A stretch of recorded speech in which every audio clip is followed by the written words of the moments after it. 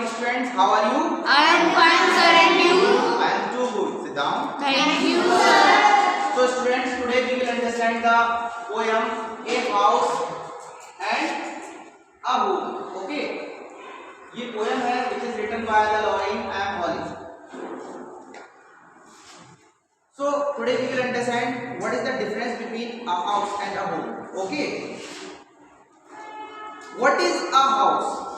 It's brick and stone and woods that hard, some window glass and perhaps a yard. So poet ने यहाँ पर क्या बताया है कि एक जो हाउस होता है वो एक मकान ही होता है और उसमें क्या होता है, उसमें ईंट और पत्थर से ही तो बनता है। ब्रिक, ईंट, स्टोन, पत्थर, तो इन्हीं से तो मिलकर के बनता है। तो पोएट का कहने का मतलब ये है कि एक जो हाउस है, जो मकान है, वो क्या है, वो ईंट और पत्थर ही तो है।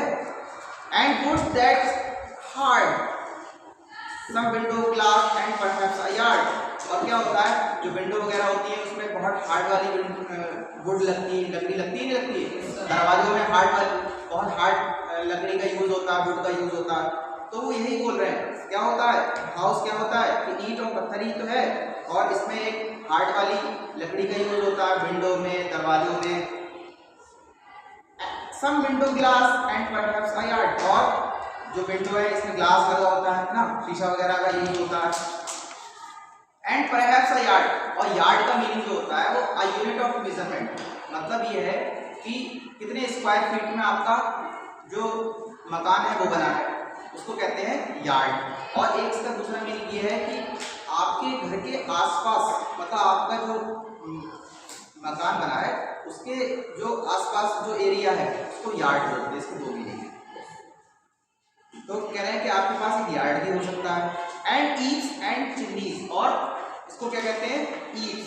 जैसे ये रूफ से जाकर के, ये रूफ है, ये बिल्डिंग से जो जाकर के मिल जाती है, इसे क्या कहते हैं, ईव्स।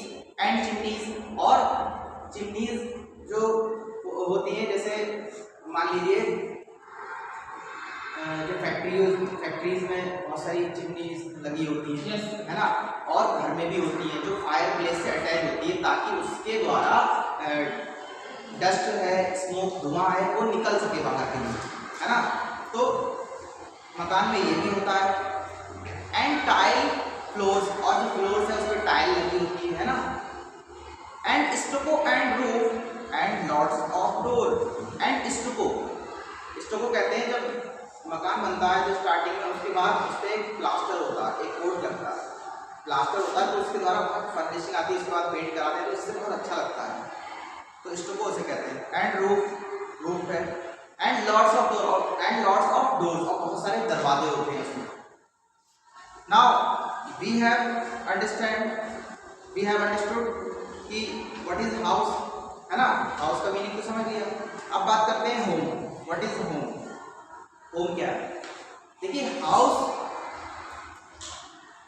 एक आपका मकान हो सकता है, उसमें आपकी सारी जरूरत की चीजें हो सकती हैं, लेकिन उसमें आपकी फैमिली नहीं होगी, तो वो आपका क्या कहलाएगा, हाउस। क्या कहलाएगा?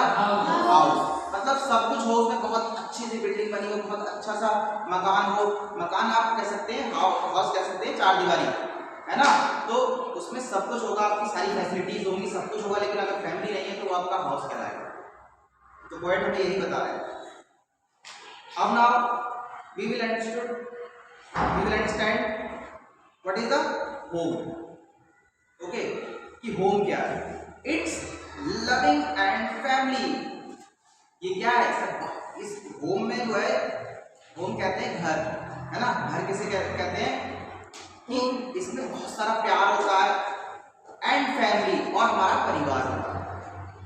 and doing for other, जिसमें हम एक दूसरे के लिए बहुत कुछ करते हैं, है ना, बहुत कुछ करते हैं।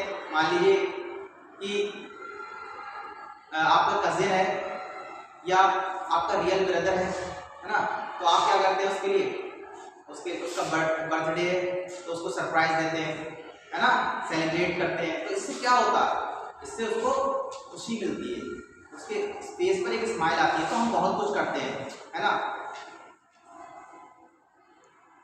and doing for others and its brother brothers and sisters, और इसमें हमारे भाई होते हैं, बहन होती हैं, बहनें होती हैं, एंड फादर्स एंड मदर्स, और पेरेंट्स होते हैं, माता पिता होते हैं। इट्स अनसेल्फिश एक्ट्स, और अनसेल्फिश एक्ट्स उसे कहते हैं कि जो कार्य बिना किसी स्वार्थ के किया जाता हो। जैसे हमारी मदर है, हमारी माँ है, सुबह हमारे लिए ब्रेकफास्ट तैयार करती है, दोपहर में हमारे लिए लंच का इंतजाम करती है, लंच तैयार करती है, जब आप लोग घर जाते हो लंच मिलता है, शाम को आपको डिनर मिलता है। ये है अनसेल्फिश एक्ट, जो उन्हें आपसे इसके बदले में कुछ नहीं चाहिए, जो बिना किसी स्वार्थ के हो, जिसमें रिफंड में कुछ ना चाहिए हो, रिटर्न में कुछ ना चाहिए हो, उसे कहते हैं अनसेल्फिश एक्ट। टीचर्स आपको डांटता है, आपको मारता भी है कई बार, क्यों? क्योंकि वो चाहता है कि आप आगे बढ़े, वो चाहता है कि आपको सक्सेस मिले, और टीचर चाहता है कि आप लाइफ में कुछ अच्छा कर सके, कुछ अच्छा अचीव कर सके, आप अपने गोल को अचीव कर सके। इसलिए आपको कई बार टीचर डांटता भी है, मारता भी है। तो ये क्या है? अनसेल्फिश एक्ट, जो बिना किसी स्वार्थ के लिए हम दूसरों के लिए करते हैं, doing for others without any, बिना किसी के, विदाउट एनी पर्पस, बिना किसी पर्पस के, है ना, जो जिसमें हमें कुछ चाहिए नहीं होता है, बैग में कुछ नहीं चाहिए होता। हम अपने, जैसे मैंने आपको बताया था कि हमारे भाई बहन का अगर बर्थडे है तो उसके हम सेलिब्रेशन करते हैं, है ना, उसके लिए गिफ्ट्स वगैरह उसको देते हैं, तो उससे उसको खुशी मिलती है। हमें उसके रिफंड में थोड़ी ना चाहिए होता है, हमें रिटर्न में थोड़ी ना चाहिए होता है, लेकिन उससे क्या होता है? खुशी मिलती है ना। अनसेल्फिश एक्ट, हम अपने परिवार में देखते हैं कि अगर कोई बीमार है तो हम उसके साथ होते हैं, है ना, हम दुख सुख में उसके साथ होते हैं। अगर कोई खुशी है तब हम उसके साथ होते हैं, और अगर कोई परेशानी है तब हम उसके साथ होते हैं। हमेशा अगर मम्मी को कोई प्रॉब्लम है, या इवन हमें भी कोई प्रॉब्लम है, तो मम्मी क्या करती हैं? हमारी देख रेख करती हैं उसमें, है ना, हमारे हेल्दी होते हैं तो हमें देख रेख करती हैं। तो ये क्या अनसेल्फिश एक्ट है ये। Okay, now have you understood? Yes, sir. Unselfish act, okay.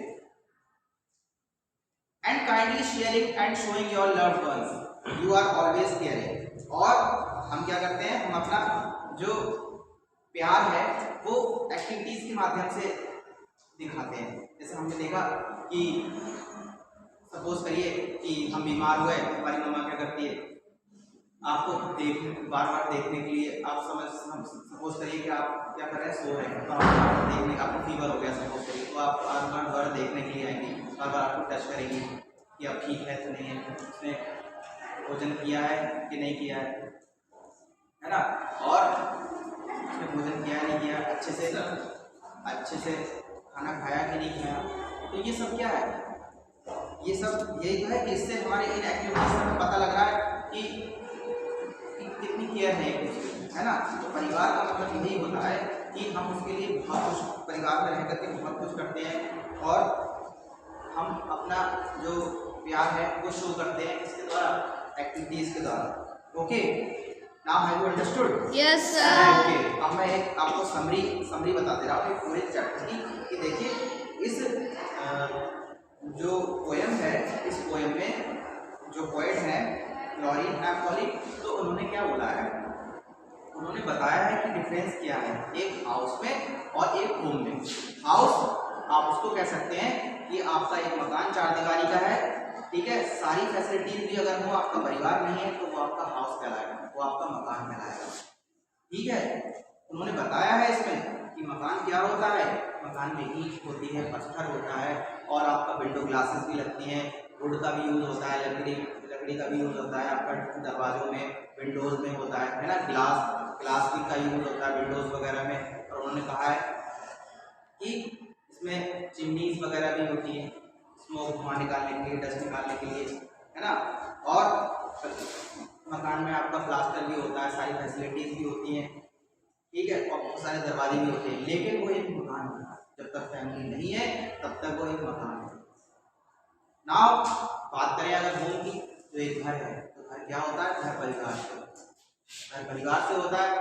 आपके यहाँ चाहे फैसिलिटीज ना भी हो, अगर परिवार है तो वो आपका घर घर में क्या करते हैं, घर में हम डूइंग फॉर अदर बहुत कुछ करते हैं एक दूसरे के लिए, हम सुख दुख में साथ रहते हैं हमेशा, और उसमें हमारी फैमिलीज में हमारे ब्रदर सिस्टर्स होती हैं, हमारे भाई बहन होते हैं, हमारे माता पिता होते हैं, और जिसमें हम एक दूसरे की क्या करते हैं, केयर करते हैं। अगर हमें किसी को कोई प्रॉब्लम्स होती है तो हम उनके साथ खड़े होते हैं, या फिर अगर खुशी होती है तब भी हम उनके साथ होते हैं। ये हमारा कहलाता है क्या, एक घर। ठीक है, इसमें हम एक दूसरे की केयर करते हैं। तो now have you understood? Yes, sir. Okay, thank you class.